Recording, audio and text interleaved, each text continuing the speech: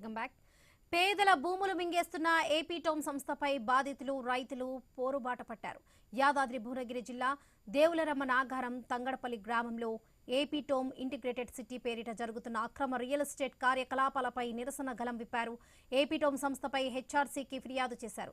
AP tome సంస్థకు కేవలం 367 ఎకరాలకు మాత్రమే అనుమతులు ఉన్నప్పటికీ దానిని 1200 ఎకరాలకు విస్తరించి చట్టవిరుద్ధంగా భూములను ఆక్రమించారని ఆరోపించారు. పొలాలకు వెళ్లే దారులు, కుంటలు, చెరువులు కూడా ఆక్రమించి ప్లాట్లు విక్రయిస్తుందని ఆవేదన వ్యక్తం చేశారు బాధితులు. వాళ్ళు 1200 ఎకరాలుగా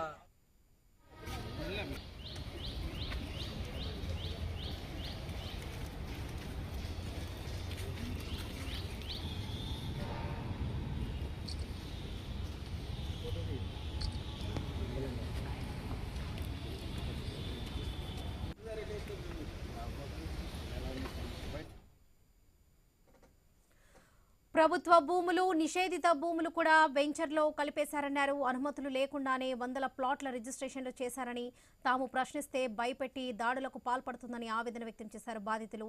రెవెన్యూ రిజిస్ట్రేషన్ అధికారులు ఈ అక్రమాల గురించి తెలిసినా ఏ చర్యలు తీసుకోవడం లేదన్నారు. ఆక్రమించిన ప్రభుత్వ నిషేధిత భూములను స్వాధీనం చేసుకోవాలని డిమాండ్ చేశారు బాధితులు.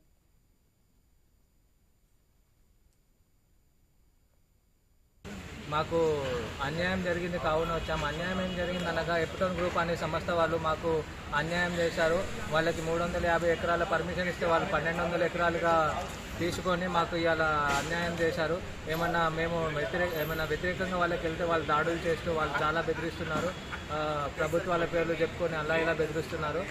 మాకు న్యాయం జరగాలని మేము ఈరోజు హ్యూమన్ రైట్స్ కమిషన్ ఆఫీస్ దగ్గరికి వచ్చాము. సో మా గ్రామస్తులకి, మా రైతులకు అందరికీ న్యాయం జరగాలని మేము కోరుతున్నాం.